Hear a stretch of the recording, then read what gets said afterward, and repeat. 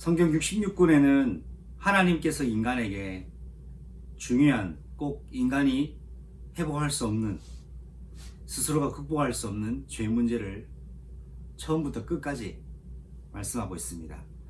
누가 구원받을 수 있느냐? 그 문제는 바로 죄 문제를 해결받은 사람이 구원받을 수가 있습니다. 이 죄는 반드시 사단과 결부가 되기 때문에 죄를 짓는 자는 마귀에게 소속되어 있다고 요한일서 3장 8절이 말씀하고 있습니다.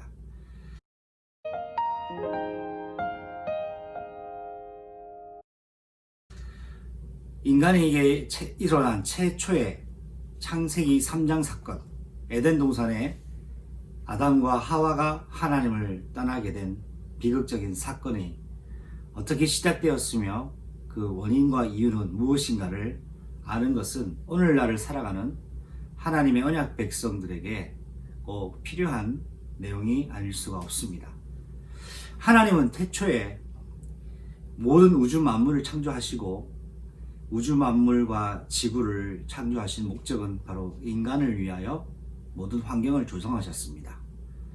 모든 것을 만드시고 조성하신 난 이후에 하나님은 자기 형상대로 남자 곧 사람을 창조하셨죠. 그리고 남자의 갈빗대로 여자를 또한 창조하셨습니다. 이렇게 남자와 여자가 하나님의 형상대로 창조되었고 모든 에덴 동산의 소유권은 하나님이 아담에게 전가를 하셨고 에덴 동산의 주인은 아담이었습니다.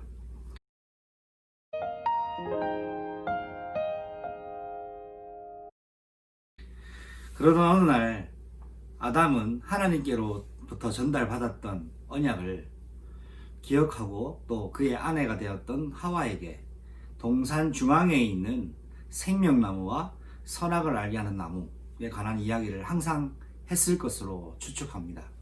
하나님 말씀에 동산 중앙에 있는 선악과를 알게 하는 나무는 먹지 말라고 말씀하셨고요. 그것을 먹는 날에는 그 결과가 반드시 죽을 것을 말씀하셨습니다.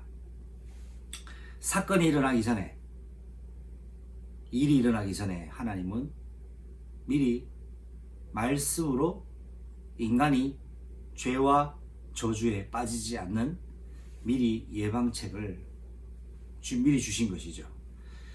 이것을 알고 아담과 하와를 무너뜨리기 위하여 존재하고 있었던 사단은 하와와 가장 가까운 동물 중에 뱀을 선택을 합니다.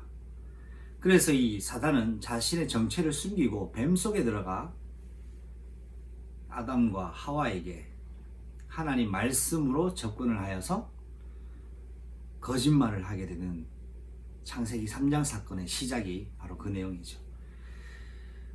아담과 하와가 있었던 그 동산 중앙에 그 선악과 나무 앞에서 있었던 일인 것 같습니다. 이야기를 나누고 있던 뱀과 하와, 내용인 즉슨 동산 중앙에 있는 선악과의 나무에 관한 이야기였습니다. 하나님 말씀에는 먹지 말라였습니다. 그런데 이 뱀 속에 들어간 사단은 뱀으로 가장하여 아담에게 하와에게 뭐라고 속이냐? 먹으라고 하는 거죠. 하나님 말씀과 반대대로 전달합니다.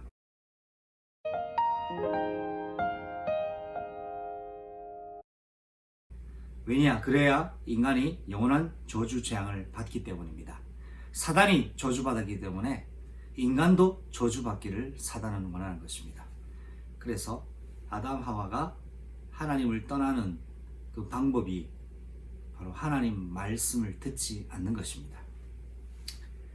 사단은 오늘도 하나님의 말씀을 듣지 않도록 여러분에게 24시로 유혹하고 공격하고 때를 노리고 있습니다. 예수님 말씀하셨습니다. 시험에 들지 않기 위하여 항상 깨어 기도하라고 했습니다.